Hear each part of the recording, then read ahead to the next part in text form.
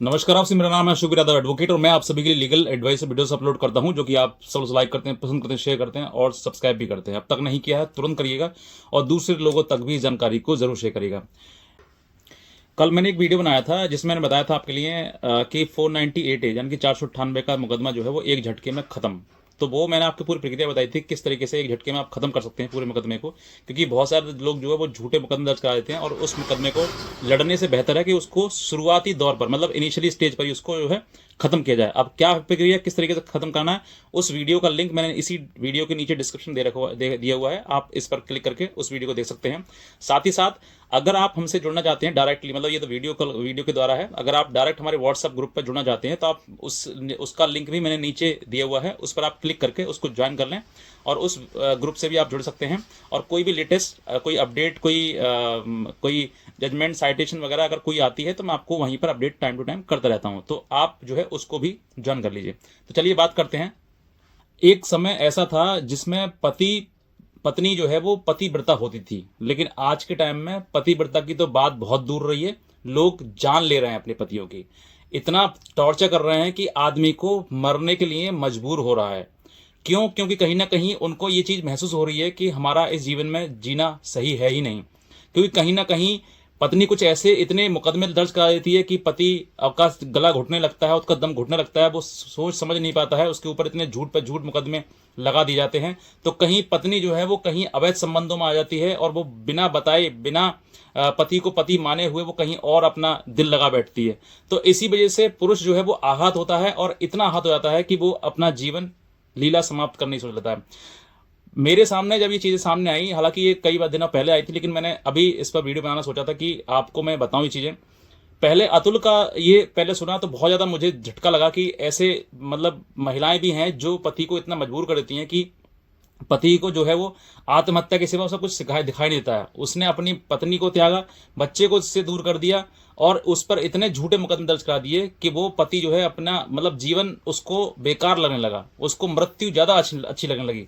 उसी प्रकार से ये सामने टीसीएस के मैनेजर हैं जो कि इनका मानव नाम है, और इनके भी सामने कुछ ऐसी आई परिस्थितियाँ आई कि महिला जो है वो किसी और के साथ में अवैध संबंधों में थी और इसी वजह से जो है वो उसने कई वीडियोस में भी बताया उसकी पत्नी ने कि मेरे साथ मेरे संबंध थे, उसे ये पता भी था, जानकारी भी थी, मैंने उसको रोका भी था लेकिन वो नहीं रुका।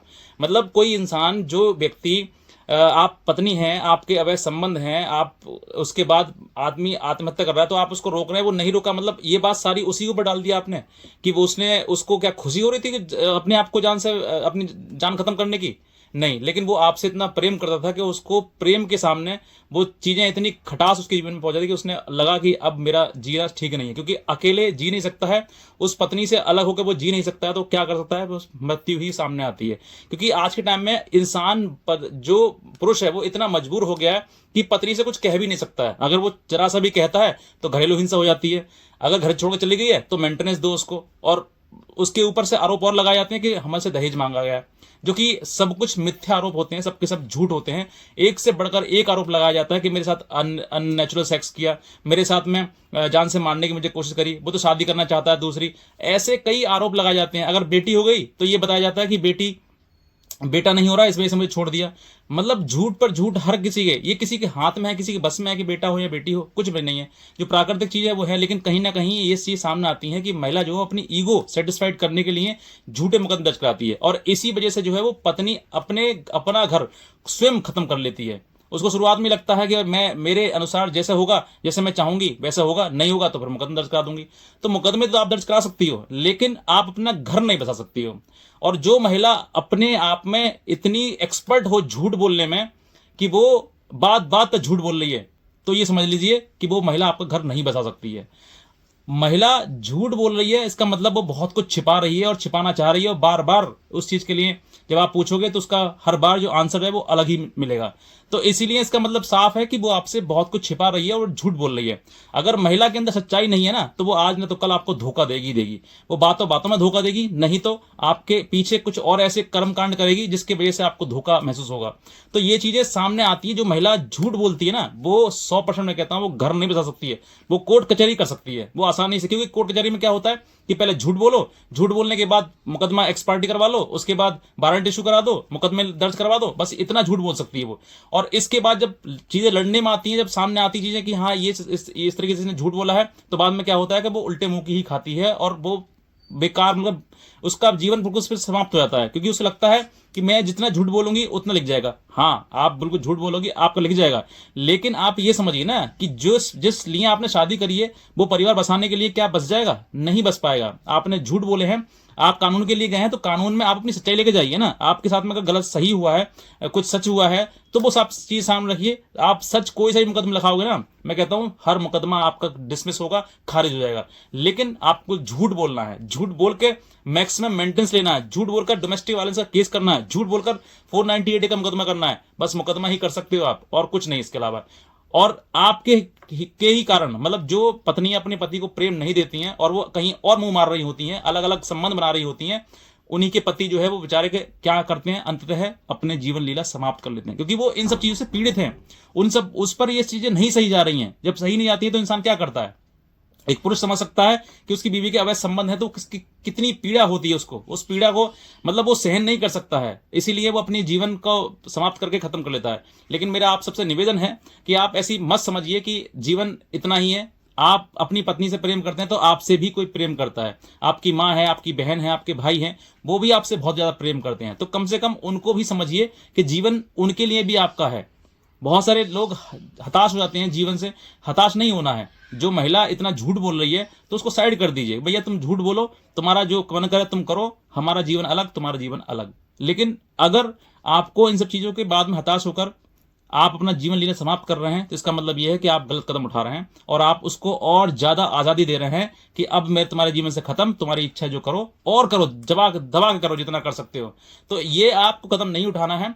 ऐसे ही कोई भी अतुल सुभाष की तरह या फिर मानव की तरह आपको नहीं बनना है। आपको अगर आपके ऊपर गलत चीजें हुई हैं तो आप उनको लड़िए और लड़के अपने आप को सही साबित करिए, वरना आपका जीवन तो समाप्त हो गया होगा। साथ साथ में एक मैसेज जाएगा लोगों में कि पुरुष कितना कमजोर हो गया है कि एक महिला के लिए अपनी जीवन लीला समाप्त कर रहा है। तो ये आपका जो आपको नहीं करना है। और ऐसी महिला जो झूठ बोल रही है, बात बात पर झूठ बोल रही है, त्याग दो। कुछ नहीं है, बस ये समझ लीजिए कि वो जीवन आपका जीवन भर आपके लिए कलेश बन जाएगी, नासूर बन जाएगी, कैंसर बन जाएगी। वो आपको समझ लीजिए इस बात के लिए। झूठ का मतलब यही है कि जीवन आपका रिश्ता वो है ही नहीं, वो आपसे प्रेम करते ही नहीं है। वो सिर्फ आपको झूठ बोलकर गुमराह करना और झूठ बोलकर आपके साथ चालबाजी, हेर फेरी करना, ये सब कुछ कर सकती है बस, और कुछ नहीं कर सकती। घर नहीं बसा सकती है। घर बसाने के लिए सच्चाई, प्रेम और समर्पण होना बहुत आवश्यक है। अगर आपसे कोई गलती हुई है और आप उसको क्षमा मांगते हुए, अंदर एहसास करते हुए कि हाँ मेरे से ये गलती हुई है, और आप उसके लिए सुधारना चाहते हैं, तो ये गलती को स्वीकार करते हुए आप सच बोल दीजिए ना। मैं कहता हूं बेकार से बेकार जो बहुत ज्यादा गलत पति है ना, वो भी आपको स्वीकार कर लेगा कि चलो ठीक है, गलती आपसे हुई तो गलती कम से कम आपने स्वीकार तो की। लेकिन गलती के बाद आप गलती पे गलती करे जा रहे हैं, आप उसको छुपाने की कोशिश कर रहे हैं, आपसे पूछा जा रहा है तो आप और ज्यादा गुमराह कर रहे हैं। इसका मतलब ये है कि आप जो है इस गलती आपने करी, ये तो पकड़ गई, लेकिन अगली बार गलती जो करोगे तो बहुत ही चालाकी से करोगे, शातिरबाजी से करोगे, और तुम फिर पकड़ में नहीं आओगे। तो ये चीजें आपको समझनी है कि ऐसी महिला जो झूठ बोल रही, चालबाजी कर रही है, बिल्कुल नहीं आपके घर बसाएगी। वो सिर्फ कानून के पास ही जा पाएगी और बार बार कोर्ट कचहरी करके, कोर्ट कचहरी करके बस आपको परेशान करेगी और कुछ नहीं कर पाएगी। और जिस महिला के आपके होते हुए भी बाहर कहीं संबंध हैं, तो मैं कहता हूं आप उसको अलग कर दीजिए अपने जीवन से। लेकिन आपको जिंदा रहना है और अपने जीवन से उसको अलग कर दीजिए। वो मेंटेनेंस करे, डीबी करे, जो चाहे वो करे। जो भी आपके सामने परिस्थिति बिकट से बिकट आ जाए उसको झेल जाइए, लेकिन उस महिला को नहीं जो महिला आपके रहते हुए भी अवैध संबंधों में बाहर मुंह मार रही है। ये बात मेरी नोट कर लेना। अगर ऐसी महिला आपकी पास है तो आज ही त्याग दो, लेकिन जीवन मत त्यागना। जीवन अनमोल है। आपके साथ साथ आपकी माँ, आपके पिता, आपके भाई, आपके और भी जो सगे संबंधी हैं जो आपको प्रेम करते हैं, उनके लिए जीना सीखिए। एक मैंने अभी वीडियो देखी थी कि बेटे ने जो है वो आत्महत्या कर ली, मतलब अपना गला फंदे में फंसा लिया और वो लटक गया। तो माँ उसके पैरों को पकड़ते हुए, मतलब नीचे लटक रहा था, उसके पैरों को पकड़ते हुए रो रही थी और कह रही थी कि वो तेरे से प्यार करती थी तो मैं भी तो प्यार करती थी तेरे से, तूने मेरा प्यार क्यों नहीं देखा। तो माँ का प्रेम देखिए, वो भी आपसे बहुत बेइंतहा प्यार करती है। उसके लिए जीना शुरू करिए और जो गलत है उसको गलत रास्ते पर चलने दीजिए। गलत का परिणाम गलत ही होगा, आज न तो कल होगा। तो बस मैं इतना कहना चाहूंगा। आज का वीडियो देखना आपसे बहुत धन्यवाद।